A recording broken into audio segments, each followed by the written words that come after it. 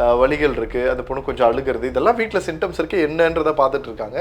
அதே நேரம் அந்த பெண்ணுக்கு வந்து இன்னும் கொஞ்சம் அந்த சிறுமிக்கு வந்து நிறைய மருத்துவமனைக்கு தான் கொண்டு வந்து அந்த பொண்ணை வந்து சிகிச்சை பெறுவதற்காக செக் பண்ணுறாங்க. 5 வயது சிறுமிக்கு செக் பண்ணும்போது அந்த குழந்தைக்கு பலத்த காயங்கள் இருக்குது, தலையிலும் உட்பட. இங்கு பெண் ஓப்பன் பண்ணும்போது செதறி இருக்கு, தரையெல்லாம் சிந்தி இருக்கு. அதனால வந்து அடிச்சாங்க. தரையை துடைக்கக்கூடிய அந்த மாப்பை வைத்து அடித்தார்கள், அடிச்சிருக்காங்க. அந்த குடும்பத்தினர் விட்டு கொடுக்காமல் தொடர்ந்து போராட்டங்களில் ஈடுபட்டு காவல் நிலையங்கள், ஸ்டேஷன் வாசல்ல போராட்டங்கள் இருந்து தன்னுடைய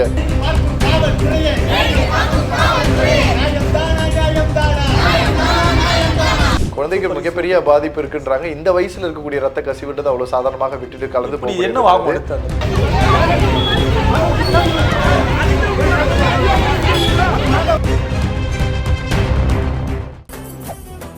மெரிபா பன்னீர் சோடா.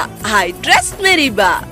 உலக தமிழர்களுக்கு வணக்கம். இது கிங் டிவி. இன்றைய நிகழ்வில் நம்மோடு கல்வியாளரும் சமூக செயற்பாட்டாளருமான திரு ஹரிகிருஷ்ணன் நிகழ்வு இணைக்கிறார். சார் வணக்கம். சார் வணக்கம் சதீஷ். சென்னையில் உள்ள தொடக்கப்பள்ளியில் உள்ள மாணவிக்கு ஒரு காயம் ஏற்பட்டிருக்கு.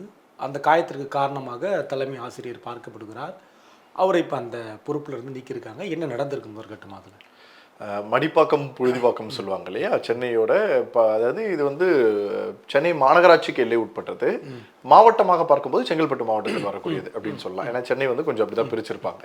ஸோ சென்னை கார்பரேஷனுக்கு கீழே நடக்கக்கூடிய கார்பரேஷன் ஸ்கூல், மாநகராட்சி பள்ளியில் படிக்கக்கூடிய தொடக்க பள்ளியில் இருக்கக்கூடிய ஒரு பிள்ளை, அதாவது ஒரு 5ஆம் வகுப்பு படிக்கக்கூடிய ஒரு பிள்ளை. 5ஆம் வகுப்புனா என்ன, ஒரு 13-12 வயசுக்குள்ள இருக்கக்கூடிய ஒரு குழந்தை. அந்த குழந்தை வந்து இப்போ இல்லை, இன்னைக்கு தேதி வந்து பார்த்தீங்கன்னா இன்னைக்கு அக்டோபர் முடிய போகிற ஸ்டேஜில் இருக்கும். இது வந்து ஒரு 20 நாட்களுக்கு முன்னாடி யோசிச்சு பாருங்க. 20 நாட்களுக்கு முன்னாடி நடந்ததை பற்றி 20 நாட்களுக்கு அப்புறமா பேசுறதுக்கான ஒரு வாய்ப்பு கிடைச்சிருக்கு. இதான் உண்மை. ஏன்னா அந்த குழந்தை வந்து கொஞ்சம் அந்த பொண்ணோட உடம்பெல்லாம் வீக்கம் இருக்கு, வலிகள் இருக்கு, அந்த பொண்ணு கொஞ்சம் அழுகிறது, இதெல்லாம் வீட்டில் சிம்டம்ஸ் இருக்கு என்னன்றதை பார்த்துட்டு இருக்காங்க. அதே நேரம் அந்த பெண்ணுக்கு வந்து இன்னும் கொஞ்சம் அந்த சிறுமிக்கு வந்து நிறைய ஒரு மாதிரி வலி வந்து அனுமதிக்க முடியாமல் இருக்கிறது, வாந்தி வர்றது, மயக்கம் வரக்கூடியது, இந்த மாதிரி இருக்கிறதெல்லாம் பார்க்கும்போது தெரியும். அதாவது நீங்கள் ஆக்சிடென்ட் ஆகி தலையில் அடிபட்டுறது, ஏதாவது ஒரு ப்ராப்ளம் இருந்தால் இந்த மாதிரியான சிம்டம்ஸ்லாம் வரும்னு சொல்லுவாங்க. என்ன சம்மந்தமே இல்லாமல் இப்படி வருது, குழந்தை ஏதோ போய் சொல்ல என்னன்னு தெரியல, முதல்ல ஹாஸ்பிட்டலில் போகலான்னு சொல்லிட்டு நம்ம கிண்டியில் இருக்கக்கூடிய புதிதாக ஓப்பன் பண்ணப்பட்ட கலைஞர் நூற்றாண்டு மருத்துவமனைக்கு தான் கொண்டு வந்து அந்த பொண்ணை வந்து சிகிச்சை பெறுவதற்காக செக் பண்ணுறாங்க. 5 வயது சிறுமிக்கு செக் பண்ணும்போது அந்த குழந்தைக்கு பலத்த காயங்கள் இருக்குது, தலையிலும் உட்பட. என்ன ஆயிருக்கும் அப்படின்னு அந்த குழந்தையோட பேசும்போது தான் தகவல்கள் வெளிவருகிறது. என்னன்னா, ஒரு அந்த குழந்தை ஸ்கூல்ல இருக்கும்போது அவங்களுடைய தலைமை ஆசிரியர் இல்லை, தலைமை ஆசிரியர் அவர்கள் அடிச்சிருக்காங்க. ஒரு கட்டுப்பாட்டில் தான் அந்த பள்ளி அடிச்சிருக்காங்க. எனக்கு அடிச்சாங்க, அதனாலதான் வந்தது அப்படின்னு. என்ன அடிச்சாங்கன்னா, யார் அடிச்சா, எதுக்கு அடிச்சாங்க அப்படின்னா அது தெரியல. அந்த பொண்ணு சொன்ன வரைக்கும் நம்ம பேசுவோம்.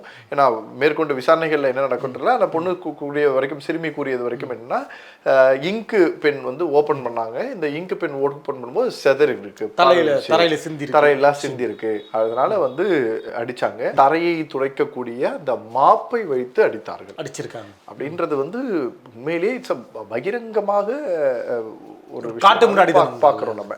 ஏன்னா நம்மளே நிறைய இடங்கள்ல பேசுறோம். என்னைக்கு ஆசிரியர்கள் கையிலிருந்து பிரம்பு வந்து நீக்கப்பட்டுச்சோ அன்னைக்கே இந்த சமூகம் சீர்குலைந்து போகுதுன்றதை நம்ம தான் பேசிட்டு இருக்கோம். சரி, அதுவும் நான் குறிப்பா பேசிட்டு இருக்கேன். ஏன்னா அந்த பயம் இல்லாததுனால தான் எல்லாரும் எப்படி இருக்காங்கன்றதை நம்ம பார்க்குறோம். ஆனால் அந்த பிரம்பு யார் பக்கம் நோக்கி திரும்ப வேண்டியமோ அவர்கள் பக்கம் திரும்பாமல், யாரால பேச முடியாதோ, யாரால சொல்ல முடியாதோ, யாரால எதிர்த்து நிற்க முடியாதோ அவர்கள் பக்கம் திரும்புவது தான் நம்மளால் ஏற்றுக்கொள்ளக்கூடியத பார்க்குறோம். இந்த சட்டம் வந்து கடுமையாக்கப்படணும், தண்டிக்கப்படணும், உண்மையான நியாயம் கிடைக்கணும் அப்படின்னு நம்ம சொல்லும் போதே இதை 2 பங்கா பிரிக்கிற இடத்துல நம்ம இருக்கோம். ஒன்று வந்து பணக்காரங்க, பொருளாதாரத்தில் நல்ல இடத்துல இருக்கிறவங்க, வசதி இருக்கக்கூடியவர்கள், இன்ஃப்ளூயன்ஸ் பண்ணக்கூடிய இடத்துல இருக்கக்கூடியவர்கள், தன்னிறைவு அடைந்தவர்கள், அதை விட நல்ல ஆதிக்கம் செலுத்தவர்களோட கனெக்டிவிட்டியில இருக்கக்கூடியவர்கள். அப்படி இன்னைக்கு தன்னிறைவு அடைந்தவர்கள்ன்றது யாருன்னா, பெரிய ஆளோட பழக்கம் இருக்குன்னா அவங்க தன்னிறைவு அடைந்தவர்களோட தான். ஏன்னா அவங்க போனால் ஸ்டேஷன்லையும் ரெஸ்பாண்ட் பண்ணுவாங்க, ஹாஸ்பிட்டல்லையும் ரெஸ்பாண்ட் பண்ணுவாங்க, எங்கே போனாலும் ரெஸ்பாண்ட் பண்ணுவாங்க. 2வதா இருக்கக்கூடியது என்ன சொன்னாலும் அவங்க வாய்ஸ் வெளியில கேட்காது, வாய்ஸ்லெஸ் பீப்புள், குரலற்றவர்கள். ஸோ இந்த நான் அப்படி தான் பார்க்கணும். ஏன்னா இந்த பெண்ணோட கேஸ்டியை பேசும்போது எல்லாரும் என்ன சொன்னாங்கன்னா, இந்த பெண் ஒரு தலித் சமூகத்தை சார்ந்துன்னு சொல்லுவாங்க. நான் இங்கே சாதியின் சார்ந்து பார்க்கக்கூடிய மனிதன் கிடையாது. அதனால் இங்கே வந்து சாதி மட்டும் அடையாளமாக பார்க்கப்படவே இல்லை. இந்த உலகத்தில் இந்த சமூகம் உன்னுடைய நடவடிக்கைகளை பொறுத்தே உன்னை வந்து குரலற்றவர்களாக பிரிச்சிடுறாங்க. சரி, இதுல வந்து நீ எந்த கேஸ்ட்ல இருக்கிறன்னுலாம் பாக்குறது இல்ல, நீ இறங்கி தான் உன்னை காட்டணும், நீ இறங்குதான், நான் மேலதான் நான் மேலதான் அப்படின்றத பிரிச்சிடுறாங்க. ஸோ இது வந்து ரொம்ப மிக கொடூரமான ஒரு சமூகத்தின் இதுக்குள்ள நம்ம இருக்கோம். ஆனா அந்த குழந்தைக்கு வந்து நீங்க வந்து ஒரு அதாவது அடிப்பதற்குன்னு சொல்லும் போது நீ கண்டிப்பதற்கு நிறைய வாய்ப்புகள் இருக்கும்போது ஏன் அந்த மாப்பை எடுத்து அடிக்கணும் அப்படின்றது வந்து நம்ம கேட்கப்பட வேண்டிய ஒரு கேள்விகள் இருக்கும். இங்கு சிந்துறது தப்பா சார்? அதெல்லாம் சத்தம். முதல்ல அந்த குழந்தைக்கு இங்கு பயன்படுத்த வேண்டிய அவசியமே இல்லையே. 5ஆம் வகுப்பு படிக்கிற குழந்தைங்க எதுக்குங்க இங்கு பெண்ணு? அதுவே உண்மையான எப்படி தெரியும் உங்களுக்கு? விசாரிச்சாதான் தெரியுங்களா இல்லையா? நீங்கள் நிறைய விஷயங்கள் நீங்கள் உள்ளுக்குள்ளே டெப்த்தாக பேசுகிறீங்க போகலாம். பென்சில் பயன்படுத்தக்கூடிய வயசு அது, பென் பயன்படுத்தக்கூடிய வயசு இல்லை. பென் போனாலும் முதல்ல பால் பாயிண்ட் பென் வரும், அதுக்கப்புறம் தான் ஜெல் பென் வரும், அதுக்கப்புறம் தான் இங்கு பென்குள்ளே போவாங்க. பெருசாக அதெல்லாம் இப்போ இருக்கக்கூடிய சுச்சுவேஷன் கிடையாது. இப்போ இன்னும் நம்மளை மாதிரி ஆட்களே அந்த இங்கு பெண்ணை பயன்படுத்துறதுல பல இதுவெல்லாம் இருக்குது. அதையும் தாண்டி சிந்துறதுன்றது இன்றைக்கி இருக்கக்கூடிய குழந்தைகளுக்கு இருக்கக்கூடிய ஒரு இயல்பு. ஈவன் இங்கு எடுத்து இங்கு பெண்ணுக்குள்ளே ஊத்துறன்ற பேரில் அந்த இங்கு எல்லார் மேலேயும் தெளிச்சனா கூட அதுவும் இயல்பு தான். ஒருத்தரை உடல் ரீதியாக துன்புறுத்தாத வரை எல்லா குழந்தைங்களும் எல்லாம் பண்ணுறதும் சரிதான். நீ கண்டிக்க வேண்டியது என்ன, உடல் ரீதியாக நீ என்ன திரும்புற? அதே இங்கு பெண் எடுத்து கையில் குத்துறாங்க, காலில் குத்துறாங்க, வாயில் குத்துறாங்க, அடிச்சாங்கன்னு சொன்னால் அதை நீ ஒரு தவறாக சொல்லலாம், கண்டிக்க வேண்டிய ஒரு இடத்துல சொல்லலாம். இது ஒரு பெற்றோரை கூப்பிட்டு கண்டிப்பாக அதை சொல்ல வேண்டியது இருக்கு. அவர்கள் முன்னாடி அவங்கள வச்சு பேச வேண்டியதுக்கு நிறைய விஷயங்கள் இருக்கு. ஆனால் இது எப்படி மாறுச்சுன்னு தெரியல. தேங்க் காட் வந்து இது வந்து அந்த குடும்பத்தினர் விட்டு கொடுக்காமல் தொடர்ந்து போராட்டங்களில் ஈடுபட்டு காவல் நிலையங்கள், ஸ்டேஷன் வாசல்ல போராட்டங்கள் இருந்து தன்னுடைய எதிர்ப்புகளை தெரிவித்து அரசாங்க கவனத்தை திருப்பி, ஏன்னா இன்னைக்கு நீங்க அரசாங்க கவனத்தை திருப்புறதுன்றது ரொம்ப சாதாரணமான விஷயம் இல்லை, ரொம்ப ரொம்ப கஷ்டமான ஒரு விஷயம். அதை அவர்கள் செய்து மாநகராட்சி ஆணையர் அவர்கள் நேரடியாக இந்த விஷயத்துல தலையிட்டு அந்த தலைமை ஆசிரியர்களை வந்து பணியிடை நீக்கம் செய்யக்கூடிய அந்த இது கொண்டு கேஸாக ரிஜிஸ்டர் பண்ணி எஃப்ஐஆர் முதல் தகவல் அறிக்கைக்கான இதுக்குள்ள போயிருக்காங்கன்றது நம்ம அதுவே பெரும் போராட்டமா இருக்கு. அதான் சொல்றேன் இல்லையா, குரல் அற்றவர்கள் குரல் உள்ளவர்களாக மாறுறதற்கு இந்த சமூகத்துல பல பிரச்சனைகள் இருக்கு. அதுக்கு யார் கூட சேர்றா, யார் வந்து நிக்கிறா, யாரெல்லாம் பண்றாங்க அப்படின்ற ஒரு பெரிய ஒரு விஷயம் இருக்கு. அது எல்லாருக்கும் கிடைக்குதானும் கிடைக்கிறது இல்லைன்றதான் இங்க பிரச்சனை. அப்ப நாம பேச நினைக்கிறது வந்து இங்களுக்கு கிடைக்கிதுன்றது கிடையாது, இந்த மாதிரி இன்னொரு செயல் நடக்காம இருக்கிறதுக்கு நம்ம என்ன பண்ண போறோம் அப்படின்றது தான் என்னோட என்னன்னா.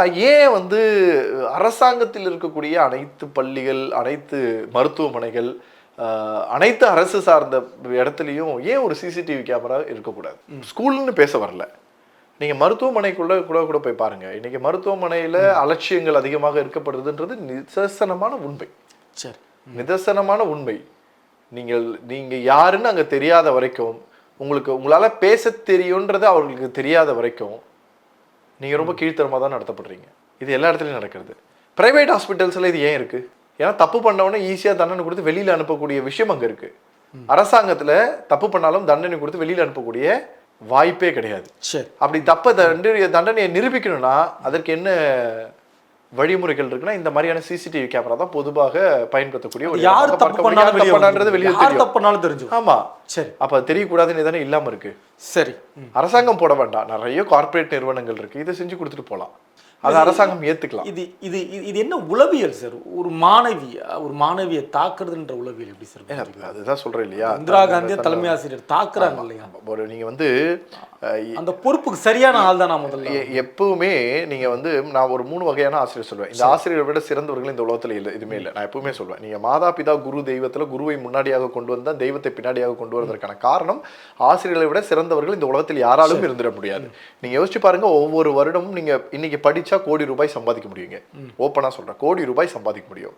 இன்னைக்கு படிச்சு வெளியில போன ஒவ்வொருத்தரும் கோடி ரூபாய் சம்பாதிச்சுட்டு இருக்கான். ஆனா படிப்பிலேயே சிறந்தவர்களாக இருந்து கோடி ரூபாய் சம்பாத்தியம் வேண்டாம், ஒவ்வொரு வருஷமும் ஏதோ ஒரு ஏழ்மை குடும்பத்திலிருந்து ஏதோ ஒரு பிள்ளையை நம்ம பள்ளியை நோக்கி வரோம், அந்த பிள்ளைக்கு கல்வின்ற ஒரு வாய்ப்பை கொடுத்து அவர்களை முன்னேற்றி அழகு பார்ப்பதான் தன்னுடைய வாழ்க்கைன்னு சொல்லி இந்த உலகத்தின் மிகச்சிறந்த சமூக பணியை பண்றதுதான் ஆசிரியர் பணி. ஒரு ஏனியா இருக்காங்க. அதுதான் ஆசிரியர் பணி.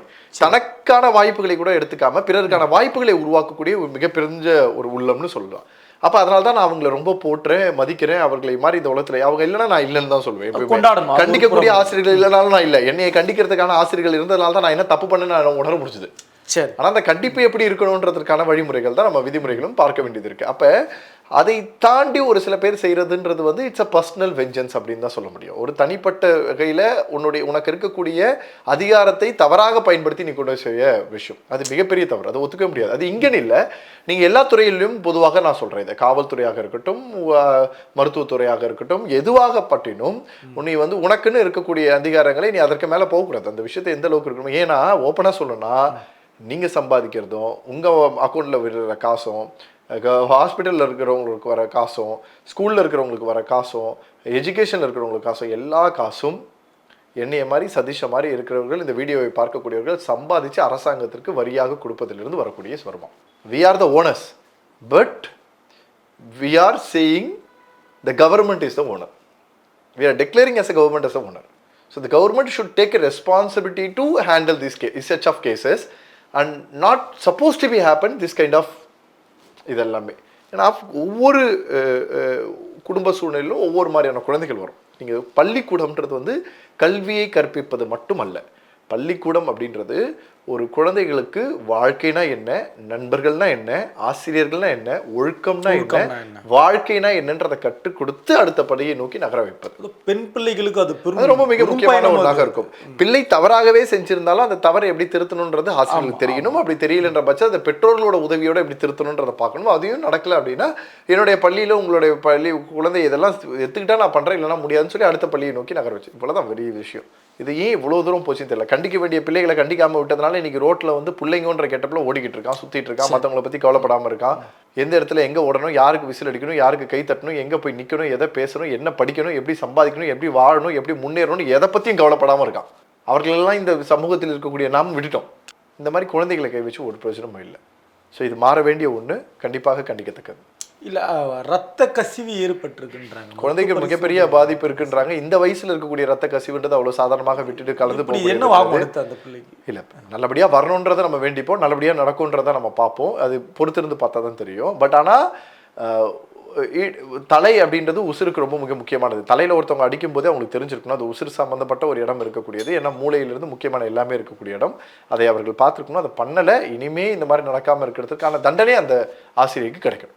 மற்ற ஆசிரியர்கள் இதுல இருந்து என்ன பாடம் கத்துக்கணும்? நீங்க கடவுளாவே ஒரு நாள் ஆயிட்டா கூட எல்லாரையும் நேசிக்கணும்னு தான் கத்துக்கணுமே தவிர, உன்னை எதிர்க்கிறவனும் நேசிக்கணும்னு கத்துக்கணுமே தவிர, எனக்கு பிடிக்கிறவரை நசுக்கணும்னு நினைக்கக்கூடாது. அவ்வளோதான், வெரி சிம்பிள். தொடர்ந்து பேசலாம் சார். நன்றி சார். மகிழ்ச்சி. Meriba Paneer Soda. I trust Meriba.